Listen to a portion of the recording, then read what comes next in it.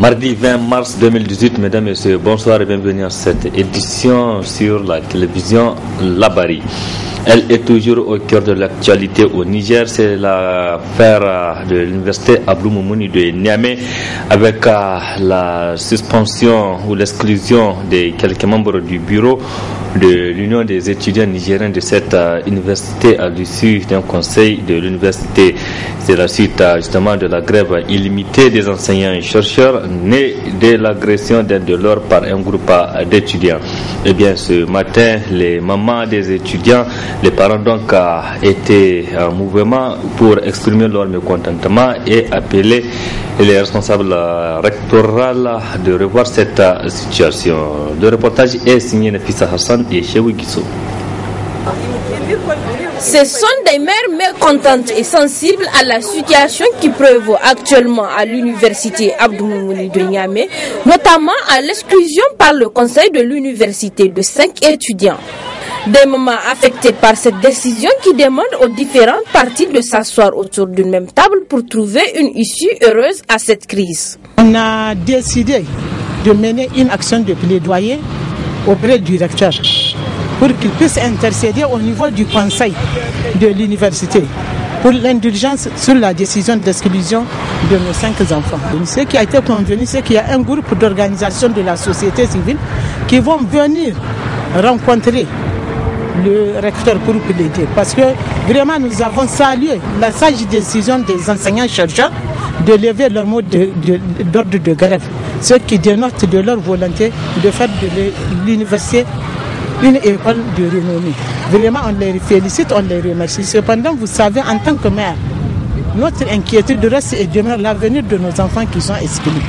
Parce qu'une mère ne peut compter que sur son fils. Si aujourd'hui ces enfants qui sont en fin de cycle sont exclus, quel sera leur avenir? C'est dans ce sens c'est à ce sujet qu'on est venu rencontrer le recteur qui est le président du conseil pour qu'il puisse plaider au niveau du conseil pour que diligence soit faite sur la décision d'exclusion de nos enfants. Face à tout ceci, ces femmes lancent un cri de cœur et disent être déterminées à poursuivre le plaidoyer.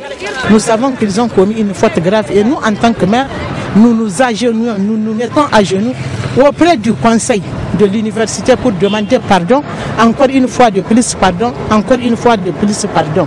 Et que nous appelons nos enfants vraiment à respecter la discipline, à être disciplinés au sein de leur établissement, à ne faire valoir que la quiétude sociale. Nous demandons pardon une fois de plus, nous demandons pardon, nous demandons une fois encore pardon. Nous plaidons pour la réintégration de nos enfants. Nous allons continuer le plaidoyer, nous allons continuer à demander pardon, nous allons continuer à demander, à plaider en faveur de la réintégration. Nous sommes un bon père de famille, eux aussi ce sont des pères de famille parce que même s'ils ont pris cette décision, je sais qu'au fond, c'est pas de gaieté de cœur qu'ils l'ont prise parce que eux aussi, ce sont leurs enfants, ce sont leurs fils, parce que les enfants là aussi, qui ont manqué du respect à l'enseignant, eux aussi aujourd'hui ils regrettent, ils sont dans une situation de regret. La situation actuelle dans laquelle est plongée l'université de Niamey demeure inquiétante. Pendant que les mamans des étudiants sont en train de chercher des pourparlers de manière pacifique, les forces de l'ordre ont intervenu pour les faire quitter les locaux du rectorat. Restons toujours à la rive droite et c'est pour nous intéresser cette fois-ci à la situation des autres mécontents. Eux aussi, ce sont les enseignants des enseignants admis du spécial A. Donc, comme vous le savez, dans plusieurs d'entre eux, notamment ceux de la promotion 2012-2013 qui ont été révoqués donc, de la fonction publique. Et ce matin, ils se sont réunis à l'amphithéâtre B de la fac de lettres pour rendre publique une déclaration dans laquelle ils reviennent toujours sur la situation dans laquelle ils vivent. Retrouvons cette fois-ci Nafissa Yahya et Cheikh Guissou. Ils sont tous des enseignants du spécial A et B de la promotion 2012-2013, réunis ce mardi 20 mars 2018 pour une déclaration de presse dans laquelle ils dénoncent la situation difficile qu'ils vivent depuis quelque temps. De la situation du 2012 à 2013, plus de 500 enseignants de promotion 2012 et 2013 se sont vus suspendus de la fonction publique. 18 mois après, fut convoqué un conseil qui s'est tenu dans des conditions catastrophiques. 8 mois après le conseil, 191 enseignants ont été réhabilités dans leurs fonctions et 280 ont été révoqués sans droit à la retraite. Telle est l'injustice que nous avions attaquée au Conseil de discipline en date du 15 juillet 2015. De report en report, il a fallu le 28 février pour que la Cour d'État rejette d'un revers de main tout ce que nous avions fourni comme preuve. Au vu de tout ce qui précède, ces enseignants décident de ce qui suit et lancent un appel solennel au président de la République. Nous maintenons notre position et nous la clamons. Il y a rupture d'égalité quand 219 enseignants continuent de percevoir leur salaire et continuent à être fonctionnaires. Il y a rupture d'égalité quand 280 enseignants sont révoqués de la fonction publique sans droit de retraite. Il y a rupture d'égalité quand 219 enseignants continuent d'errer dans la nature sans être inquiétés. Nous disons non à l'injustice. Nous disons non à la rupture d'égalité entre les citoyens. Nous disons non à la malgouvernance. Nous disons non à la paupérisation de l'école nigérienne. Nous lançons un appel solennel au président de la République, père de la nation, premier magistrat, de prendre toutes ses responsabilités pour la résolution de problèmes spécial à promotion 2012-2013. Les enseignants du spécial A et B de la promotion 2012-2013 ont enfin lancé un ultimatum de 3 mois pour régler définitivement ce problème et rendre responsable le gouvernement de tout ce qui adviendra. Autre sortie médiatique ce mardi, c'est celle du syndicat national des agents des banques et établissements financiers du Niger, Symbank. Une sortie pour marquer sa solidarité, donc la solidarité du syndicat à la directrice générale de la mutuelle de crédit, donc Asusu SA. C'était dans une déclaration rendue publique ce matin au siège de la Confédération nigérienne du travail, CNT. Le résumé avec Ismaël Moumouni et Sadou Demi. Apporter leur soutien indéfectible à la directrice générale et au personnel de la société de microfinance Asusu SA qui traverse des moments difficiles et que le ministre des Finances veut porter un coup de grâce en demandant la démission de la directrice générale fondatrice de la dite société, objet de cette sortie médiatique du syndicat national des agents de banque et établissement financier du Niger, Symbank. Malgré les efforts et les sacrifices consentis par la directrice générale et l'ensemble du personnel pour faire de cette société un fleuron national, le ministre des Finances s'attaque sans raison valable à cette société et la directrice générale au détriment d'une société de la place. Sinon, comment comprendre l'attitude du ministre des Finances qui, au lieu de protéger et appuyer cette institution, demande purement et simplement à la directrice générale de démissionner. Pire, il instruit les partenaires de la société de retirer tous leurs dépôts à la commission bancaire pour faire une mise sous l'administration provisoire de la Asusu SA. Ordonner le retrait de fonds de Asusu pour l'achat de 2 villas au profit de l'agence de l'organisation du sommet de l'EUA de 2019. La saisine des comptes de Asusu SA. Heureusement que la justice nigérienne a fait preuve de son indépendance en ordonnant une main levée sur ces 10 comptes. Face à cette situation qui n'est guère reluisante, le Symbank fustige et condamne. Eu égard à tout ce qui précède, le bureau exécutif du Symbank fustige et condamne avec la dernière énergie le comportement éhonté du ministre des Finances. Rappelle à ce dernier que Asusu est membre du Symbank et n'attend lésimer sur aucun moyen pour protéger cette institution et la directrice générale. Met en garde le ministre des Finances et les autorités en place contre tout ce qui adviendra à l'institution Asusu et la directrice générale. Prend à témoin l'opinion nationale et internationale sur la situation actuelle. Demande à l'ensemble des militants et militants à rester vigilants et mobilisés pour répondre aux prochains mots d'ordre. Alta à la dictature et au népotisme. Halte à la liquidation des entreprises, halte au trafic d'influence et à la fuite des capitaux, halte à la corruption. Vive la CNT, vive le Symbank, En avant pour sauver Asusu, la lutte continue. La Confédération nigérienne de travail invite tous les syndicats affiliés à la centrale d'être unis, solidaires et mobilisés pour défendre la société Asusu qui traverse actuellement des moments difficiles. De la CNT, rendons-nous à l'hôtel Solix de Niamey qui a servi de cadre ce matin pour une session de formation au profit des opérateurs économiques du Niger. Elle est organisée par le Conseil national des utilisateurs des transports publics CNUT, une session qui durera 2 jours. N'est-ce pas, Nasser Dantoufou? Le paiement des opérations d'achat, vente à l'international, le crédit documentaire, coûts et avantages, l'assurance marchandises, transport, coûts et avantages sont les thèmes qui seront développés à cette session de formation au profit des opérateurs économiques nigériens.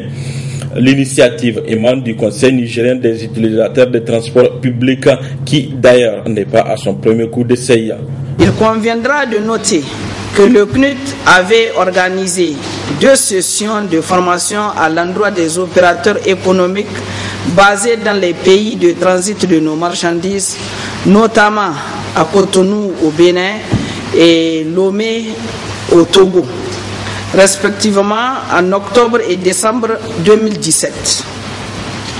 Ces rencontres de concertation avec l'ensemble des acteurs de la chaîne de transport permettent d'échanger sur les modules d'actualité, mais aussi de recueillir vos préoccupations en vue de rechercher les voies et moyens idoines afin de mieux vous accompagner dans vos activités professionnelles.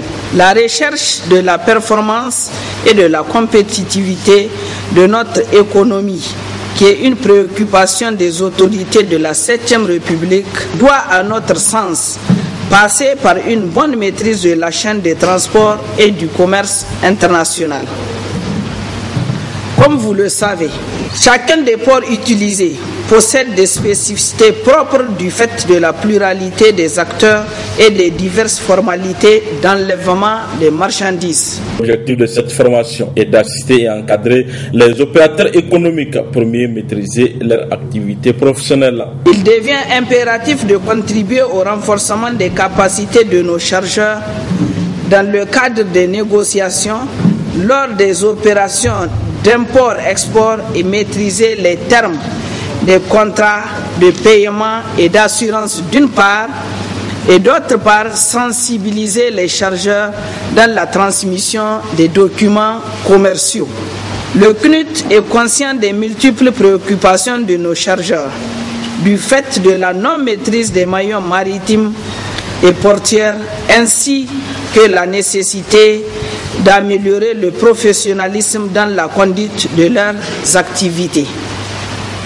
C'est également conscient des efforts qu'il doit déployer pour améliorer la compétitivité et la qualité de cette chaîne que le CNUT est toujours disposé à multiplier les sessions de formation au profit de ses membres.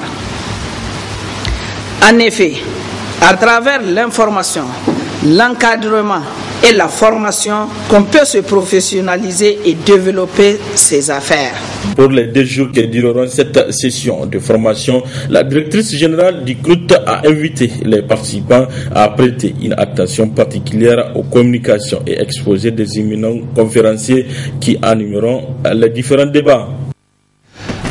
La rapporteure spéciale des Nations Unies pour les personnes déplacées dans leur propre pays était ce matin dans le locaux de la Commission nationale des droits humains CNDH au centre des échanges avec les responsables de cette commission. Plusieurs points liés notamment à la protection et à l'assistance aux personnes déplacées sur le sol nigérien. Le résumé de cette rencontre avec Ibrahim Tikire et Halidou Brema. Sur le programme de sa toute première visite officielle au Niger, la rapporteuse spéciale des Nations Unies sur les personnes déplacées dans leur propre pays était dans les locaux de la CNDH ce 20 mars 2018. Une visite saluée par le premier responsable de la Commission nationale des droits humains. Vous venez dans le cadre des personnes déplacées internes et nous sommes effectivement est très préoccupé par rapport à cette thématique.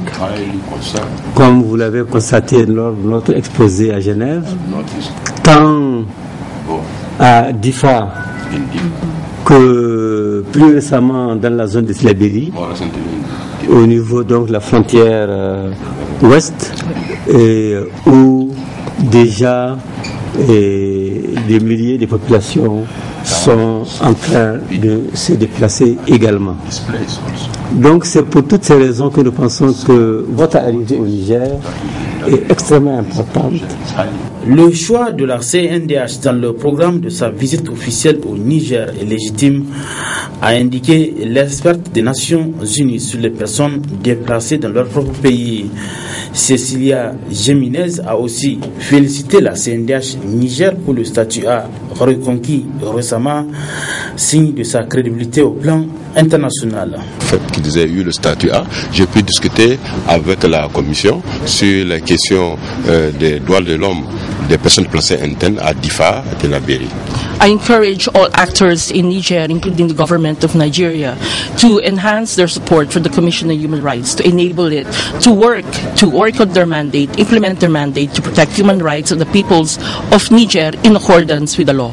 Donc j'encourage les autorités nigériennes à encourager, à accompagner la Commission nationale des droits de l'homme dans leur mandat, dans leur prérogative de protection des droits humains en lien avec la législation. And I thank the members of the Commission on Human Rights in Niger for their passion and for the commitment to protect the human rights of all peoples of Niger, and including internally displaced persons. J'ai noté avec satisfaction l'engagement de la Commission nationale de l'homme pour protéger non seulement les droits humains des personnes, des citoyens, de la population en général, mais notamment, plus spécifiquement, des personnes déplacées internes.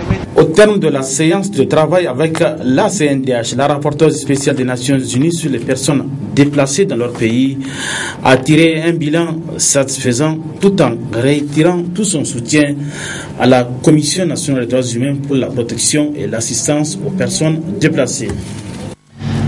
La coopération militaire entre le Niger et l'Allemagne était au centre cet après-midi d'une conférence de presse du diplomate allemand au Niger. L'ambassadeur de l'Allemagne a entretenu la presse sur notamment les vrais motifs de la présence des militaires allemands au Niger et leur rôle sur le sol nigérien. Le résumé dans cet élément.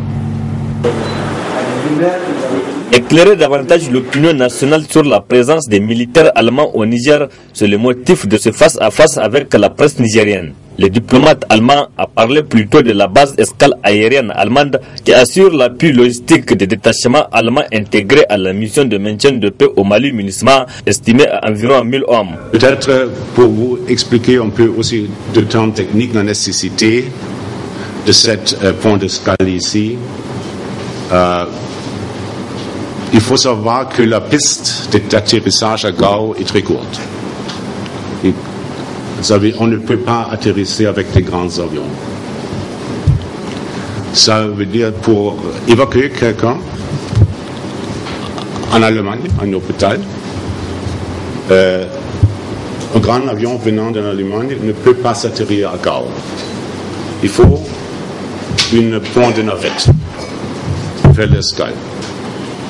Et ce qu'on fait, on fait la même chose avec les transports. Les grands avions viennent ici et on fait la navette avec un petit avion ici à Gao.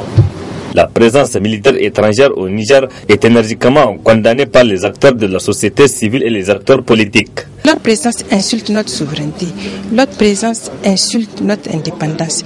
Et on ne peut pas me dire que parce que la MINUSMA est installée au Mali, pour des questions d'évacuation militaire, il faut qu'il y ait une base militaire allemande au Niger. Ça ne s'explique pas. Je dis ça parce que c'est de l'occupation, ça empêche le tourisme, ça empêche l'agriculture, ça empêche vraiment les activités pastorales. Vous savez que le Niger est un grand pays d'éleveurs, donc ça empêche le déplacement des transhumants. Et nous disons non à cela, parce qu'il faut que le Niger s'approprie la gestion de sa sécurité. Et ça, c'est fondamental. Sinon, à quoi serviraient nos forces de défense et de sécurité? Et s'il y a coopération, il faudrait former les Nigériens, les renforcer leur capacité pour qu'ils fassent ce que les Allemands sont en train de faire chez nous. Chez nous, ce que nous sommes en train de décrier, c'est d'abord une installation anarchique qui ne cadre pas avec les lois et les règlements de notre pays. Donc c'est pour cela qu'aujourd'hui, je pense bien que son Excellence l'ambassadeur doit revisiter les choses et comprendre ce que dit la loi nigérienne. Parce qu'il n'a nulle part dans la loi nigérienne ne dit qu'il faudrait s'installer sans pour autant que ça soit ratifié par le Parlement. Il faut que ça y ait un débat au niveau du Parlement pour que les populations puissent comprendre leur mission. Vraiment, permettez-moi de saluer effectivement leur courage, le fait de nous inviter à cette rencontre parce que nous venons d'apprendre effectivement qu'il n'y a que 50 militaires allemands. Au total, une cinquantaine de soldats allemands sont au Niger, tous des spécialistes, notamment des médecins. Dans le cadre de la coopération bilatérale militaire, l'Allemagne a programmé la construction militaire sur les terrains de la base aérienne et la surveillance des travaux exécutés par les compagnies locales et étrangères. Le barreau du Niger a organisé cet après-midi à l'auditorium Sani Bako un concours international de plaidoirie. Et donc à l'issue de ce concours, c'est maître Grâce à Adagba du Bénin et maître Salim Mohamed du Niger qui ont été primés. Un extrait avec le barreau du Niger. Mes sentiments ne pourraient être que heureux. Je suis très heureuse parce que j'ai réalisé quand même que mes efforts ont payé. Néanmoins, je ne dirais pas que j'ai été meilleure par rapport à tous mes confrères qui ont presté. Parce que tous avaient également de très beaux tests, tous avaient également fait une très belle prestation. Peut-être que ça a joué sur quelques détails. C'est une victoire qui se trouve être une victoire beaucoup plus collective qu'individuelle, en ce que le texte, pour le préparer, j'avais eu le soutien de mon bâtonnier, j'avais eu le soutien de mon ordre, j'avais eu le soutien d'un certain nombre d'avocats, notamment Maître Yacoub Nabara, Maître Issouf Maman et Maître Smaril Tambo, qui chacun, en ce qui le concerne, a su apporter son concours pour que je sois à ce niveau et que cette victoire nous soit donnée. C'était là donc les réactions de lauréats du concours international de plaidoirie organisé par le barreau cet après-midi à l'auditorium Sani Bako du ministère des Affaires étrangères. Félicitations donc aux heureux gagnants. Du 17 au 18 mars dernier à Niamey, l'association pour la redynamisation de l'élevage au Niger à Rennes a organisé son assemblée générale ordinaire. Une assemblée générale au cours de laquelle le bureau de cette association a été renouvelé. Précision Ismaël Moumouni et Halidou Bourema. Ils sont plus de 2000 délégués venus de toutes les contrées du Niger à prendre part à cette assemblée générale organisée par l'association pour la redynamisation de l'élevage au Niger à Rennes. Après le mot de bienvenue du président sortant, la table des séances, présidée par la directrice de l'action coopérative et de la promotion des organismes ruraux du ministère de l'Agriculture et de l'Élevage, a procédé à l'organisation des élections au cours de laquelle Amadou Elhaj Amadou Dissamari a été réélu par l'ensemble des délégués présents.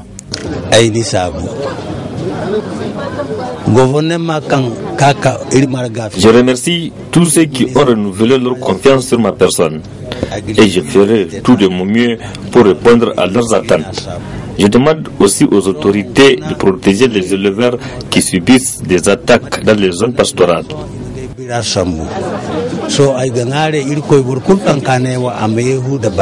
Le bureau nouvellement élu a formulé des recommandations pertinentes à l'endroit de l'État. Par rapport au rôle que joue le secteur de l'élevage, nous pensons que le budget qui est alloué au niveau du secteur élevage, compte tenu de son apport, nous pensons que l'État peut faire encore un effort. Nous avons aussi, compte tenu de la situation d'insécurité au nord, vous prenez au niveau du lac Tchad, vous prenez aujourd'hui dans la zone de transhumance, c'est-à-dire vous prenez les pays côtiers, les éleveurs traversent des difficultés. Nous avons demandé à ce que l'État crée les conditions pour que la paix puisse revenir au niveau, en tout cas, des zones concernées et que, en tout cas, pour qu'on puisse sécuriser les éleveurs et leurs troupeaux. Le deuxième élément, c'est que nous avons demandé dans les zones d'accueil pour la transhumance. Nous avons aussi regardé en ce qui concerne les partenaires de développement qui sont en train de soutenir la reine. Nous les avons remerciés, mais nous avons demandé aussi encore à ce qu'ils apportent leur concours pour qu'on puisse en tout cas remettre le secteur dans le développement de notre secteur, surtout dans la mise en œuvre de l'initiative troisième. Il faut que l'élevage aussi contribue à la mise en œuvre de cette initiative. Le bureau compte ainsi 26 membres, dont à sa tête Amadou Elhaj Amadou, Halima Kuso comme secrétaire général et Amadou Danji comme trésorier général. Ainsi, le bureau a la lourde mission de mener à bien les activités de cette association, et cela pour les 5 ans à venir. Un mot de culture dans ce journal. Dans le cadre d'une tournée dans les pays africains, l'artiste nigérien Davido est arrivé ici à Niamey. Il sera sur le podium du stade général Séné-Kounché demain mercredi 21 mars 2018 pour un gigantesque concert. Cet après-midi, il était avec notre homme culture maison Abdrazak Léo l'a rencontré et voici son reportage. La présente conférence de presse est la dernière étape avant le grand concert ce mercredi 21 mars de l'artiste nigérien Davido au stade général Séné-Kounché. Un concert qui rentre dans le cadre d'une tournée de 6 pays. Le Niger en est le 5e. L'artiste Davido est dans une tournée africaine produite par Sony Music, pilotée par Sony Music Côte d'Ivoire Afrique, dont nous avons eu l'honneur d'organiser l'étape de Niamey. Ça fait plus de 3 mois, à peu près 4 mois je dirais qu'on était dessus jusqu'à aujourd'hui. Je me rappelle depuis 2003 où j'étais à la première conférence des industries culturelles en Afrique. Et véritablement, c'est la première fois que moi je m'investis au devant de ce qu'on appelle réellement les industries culturelles. Un événement de Sony Music Côte d'Ivoire en collaboration avec le studio Kounché. Sony Music a la volonté de perpétuer ce genre d'événement partout sur le continent. Partout il y a les gens, des hommes et des femmes du continent à qui il faut donner du plaisir, au même titre que ça se fait au Japon, en Chine, en Amérique, peu importe l'endroit. L'Afrique aussi est capable de vivre ce genre d'événement-là. Et moi, de par ma philosophie, de par mon éducation, même déjà exclure certains pays et dire non, on ne va pas au Niger parce que on ne va pas ici, parce que c'est pas du tout de ma culture. Et quand j'ai connu Felo par le biais de Didier Awadi, qui est un de mes grands copains, on n'a pas hésité tout de suite. On a travaillé pendant 3 mois, coup de fil, WhatsApp, des mails, on a bossé comme des chiens. On était là, nous, dans le mois de décembre, je pense. Ouais, on est venu ici en décembre pour préparer cette date-là. Ouais. Et voilà, comme disait notre ami, voilà, Davido est là, c'est pas un mensonge, et c'est pas, je veux que vous reteniez ça aussi, c'est pas un événement, c'est pas un coup d'épée, c'est pas un coup d'essai. C'est-à-dire qu'on va pas venir au Niger avec Davido, on va faire la date demain, ça va bien se passer et puis après on revient plus. Non, on est parti pour faire ce genre d'opération là ici 2 à 3 fois l'année. Ça va dépendre de vous, ça va dépendre des annonceurs, ça va dépendre du public, parce que voilà, au-delà de Davido, nous on va emmener n'importe quel artiste ici pour dire que le Niger a la capacité. Quant à l'artiste Davido, il s'est dit très fier d'être au Niger et a promis de se donner au maximum demain, Inch'Allah, quand il sera 20h au stade général Séné-Kounché, soit mercredi 21 mars.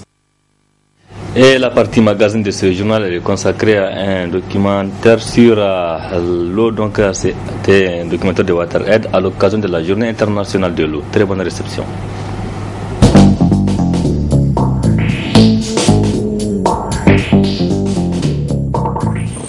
Coucher de soleil à Garintangam. La température a baissé d'un cran dans ce village de la commune rurale de Dungas, situé à plus de 1000 km de Niamey, dans la région de Zender, au sud du Niger. Le moment est propice pour faire le plein d'eau et des dispositions ont été prises pour faciliter ce qui s'apparente ici à un exercice. Ce point d'eau fait partie d'une trentaine dont la commune de Dungas a bénéficié dans le cadre du projet de promotion de l'accès à l'eau potable, l'hygiène et l'assainissement de l'ONG internationale WaterAid. Un projet qui a permis de résorber le déficit d'accès à l'eau potable dans la commune de Dungas, la plus peuplée de la région de Zinder, avec ses 100 000 habitants et qui ne disposait que de 3 mini-adductions d'eau potable. Avant, nous faisions des kilomètres pour avoir de l'eau. Maintenant, nous l'avons à notre portée. Ce forage a donc apporté un grand changement dans notre communauté. Il y a aussi l'aspect assainissement. Avec le projet, nous avons pu mieux aménager le village et tout est propre aujourd'hui. Nous avons pensé à la durabilité de ce point d'eau. Nous sommes une communauté d'agriculteurs, donc après la récolte, chaque famille du village apporte une contribution qu'on a fixée de commun accord. Cet argent nous permet de faire face à des pannes éventuelles, ainsi qu'à l'achat de pièces de rechange et aux frais pour l'artisan réparateur. Nous avons goûté à une eau potable et il n'est plus question pour nous de perdre ce privilège. Car nous avons vécu des périodes où certaines maladies sévissaient ici à cause de la qualité de l'eau que nous consommions. À plus de 800 km de Garintangam, au sud-ouest du Niger, se trouve Soukoukoutane, une commune rurale où vivent des éleveurs nomades. Ici, en plus de l'accès à l'eau potable pour les ménages, un accent particulier a été mis sur l'accès à l'hygiène et à l'assainissement pour les éleveurs, souvent en déplacement, ainsi que l'accès à l'eau potable pour leur bétail. L'un des objectifs était de réduire le taux de défécation à l'air libre sur le parcours du bétail. Des latrines, communément appelées nomadrines, comme celles-ci, ont été mises à la disposition des éleveurs. Ça marche comme les latrines familiales, c'est la même chose. C'est comme les latrines, ils l'utilisent comme les latrines familiales. Donc, d'abord, on coupe le bidon en haut et en bas, on fait des trous d'aération au bidon. Donc, de la manière où même s'ils utilisent de l'eau, donc ça s'infiltre directement dans le sol. Donc, et elle n'est pas mobile, elle est toujours fixe. Une fois le bidon plein, donc ils laissent ça pour renouveler avec un autre bidon. C'est pour les empêcher de déféquer à l'air libre. Et même ça empêche même les animaux, parce que les animaux, les chevaux, il y a tous les animaux, ils mangent les défécations à l'air libre. Donc avec la nomadrine, donc vraiment, ils n'ont pas ce problème-là. Donc parce que ça rend les animaux malades et eux-mêmes c'est pas bon pour leur santé. En plus de ces latrines, le projet nous a permis d'avoir des puits à grand diamètre. Cela a beaucoup allégé notre souffrance parce qu'avant nous n'avions pas de point d'eau alors que nous avons énormément de bétail. Les puits nous permettent non seulement de satisfaire nos besoins mais aussi de faire abreuver plus facilement le bétail. On a encore des besoins parce que c'est une commune vraiment nomade. Et donc il y a beaucoup des aires de pâturage et des couloirs de passage qui ne sont pas encore dotés de points d'eau. Et donc on veut que vraiment WaterAid continue toujours dans la même lancée à nous réaliser de ces ouvrages. Le projet de promotion de l'accès à l'eau potable, l'hygiène et l'assainissement a soutenu au Niger plus de 22 000 personnes en matière d'accès à l'eau, plus de 14 000 en matière d'accès à l'assainissement et plus de 19 000 en matière d'hygiène. Et également sur le terrain en termes d'organisation, en termes de renforcement des capacités des acteurs pour pouvoir renforcer la durabilité de tous ces services d'eau que nous avons pu aider à mettre en place. Nous avons pu renforcer plus de 400 personnes, la capacité de 400 personnes dans la gestion de l'eau, en passant par le renforcement, en passant d'abord par la structuration au niveau communautaire, par la mise en place de différents comités, le renforcement des capacités, la mise en place de boutiques, de pièces de rechange et également la formation et la dotation des artisans réparateurs qui a véritablement contribué à diminuer le taux de panne qui est largement dans nos zones d'intervention qui est largement en dessous de la moyenne nationale et ça a permis de réduire également non seulement la fréquence des pannes mais également le temps de panne. Si WaterAid a pu toucher des milliers de personnes au Niger, c'est aussi grâce à une approche basée sur la collaboration pour impulser le changement et procurer des résultats durables. L'ONG travaille en effet avec un large éventail de partenaires issus des pouvoirs publics, de la société civile et du secteur privé. Des organisations non gouvernementales, des médias, des élus, entre autres, militent aux côtés de WaterAid pour favoriser un meilleur accès à l'eau potable, l'hygiène et l'assainissement. Alors, vous savez, ici, le combat est mené sur le plan de la législation, toujours. C'est de prendre les lois qui sied par rapport à la problématique de l'eau, l'hygiène et l'assainissement. Et comme je le disais tantôt, nous, on sait qu'est-ce que les gens vivent comme problème. Quand nous faisons nos tournées parlementaires, quand nous sommes les représentants de la population, nous sommes avec les populations, nous savons qu'est-ce qu'elles vivent comme population. Donc, sur la base de ça, nous venons donner des conseils, expliquer certaines situations au gouvernement qui, en fonction de ses moyens, bien sûr, n'est-ce pas, intervient pour essayer de résoudre les problèmes. Et les journalistes que nous sommes, les spécialistes des questions de l'eau et l'assainissement, parce que nous contribuons efficacement dans le secteur, nous allons accompagner ce processus, nous allons faire le plaidoyer, nous allons toucher la sensibilité de nos décideurs, nous allons toucher la sensibilité de bonne volonté pour le financement d'abord endogène, parce que j'estime que chaque personne est un bailleur potentiel du secteur de l'eau et de l'assainissement. Aujourd'hui, si vous creusez un puits, vous contribuez au développement économique et social. Vous mettez unilatéralement à l'exposition d'une communauté, ça ne dépasse pas 20 000 francs, vous êtes un potentiel bailleur de fonds dans le secteur de l'eau et de l'assainissement. Et c'est là, je salue l'engagement de WaterAid, qui a même d'ailleurs allé loin en signant une convention de partenariat chaque année avec le réseau pour que nous puissions avoir le moyen nécessaire, en tout cas pour faire le travail aux côtés de l'État et de ses partenaires. En dépit de ces efforts, d'importants défis sont encore à relever au Niger en matière d'accès à l'eau potable, à l'hygiène et à l'assainissement. Effectivement, quand on prend le contexte sahélien et en général et le contexte nigérien en particulier, le défi de l'eau, de l'accès à l'eau potable, à l'hygiène et à l'assainissement est énorme. Pour rappel, au Niger, moins de la moitié. Les derniers chiffres publiés par l'État lui-même montrent que c'est seulement 45,8% des populations qui ont accès à l'eau potable. À l'hygiène, c'est encore 70% qui n'en ont pas accès à des toilettes appropriées, adéquates. Quant à l'hygiène, on n'a même pas de données ici au Niger. Donc c'est vraiment un défi, qui est d'actualité au Niger. En termes de perspective, il faut dire que nous allons nous baser d'abord sur ce que nous avons comme acquis, comme évidence. Depuis son installation, comme je le disais tout à l'heure, WaterAid au Niger a eu des acquis, des évidences. Et au regard donc du contexte actuel, notamment tout ce qui est objectifs mondiaux, les ODD, comme vous le savez, les objectifs de développement durable, dont un objectif a été dédié carrément au secteur de l'eau, l'hygiène et l'assainissement, l'ODD numéro 6.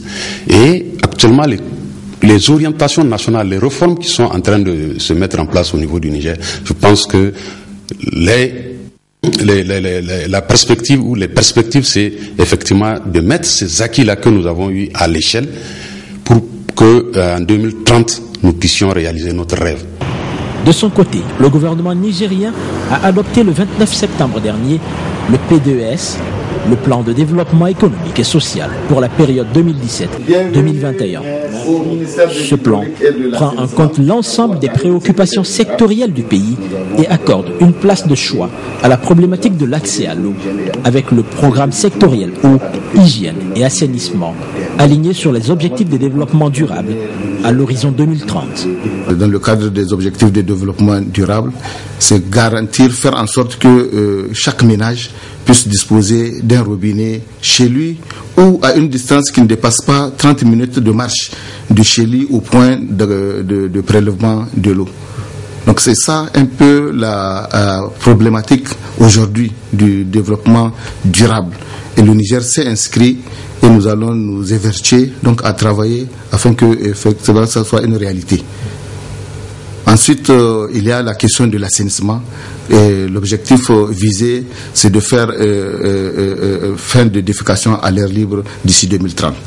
Là également, nous sommes en train de prendre l'ensemble des outils, mais aussi de faire des réalisations sur le terrain, à savoir des latrines, aussi bien des latrines individuelles que des latrines collectives, pour que les gens puissent trouver des endroits pour pouvoir faire leurs besoins. Ensuite, par rapport à la gestion intégrée des ressources en eau, nous avons élaboré le plan d'action national de gestion intégrée des ressources en eau, qui a un certain nombre de composantes permettant à ce que la gestion puisse se faire au niveau des sous-bassins, au niveau des sous-sous-bassins, pour permettre à ce que les gens utilisent la ressource et la protègent, pour que ce soit utile aussi bien pour les générations actuelles, mais également pour les générations futures. Si 1 milliard de personnes ont pu échapper à la pauvreté extrême au cours des 20 dernières années, au moins 10% de la population mondiale vit toujours sans eau potable et 1 personne sur 3 vit sans toilette décente. Pour WaterAid, cette situation est totalement inacceptable et entraîne des souffrances indescriptibles et constitue un frein au développement humain durable. L'ONG a élaboré une stratégie régionale 2015-2020 qui s'inscrit dans la dynamique de l'objectif 6 des ODD, les objectifs de développement durable, visant à garantir un accès universel à l'eau, à l'assainissement et à l'hygiène.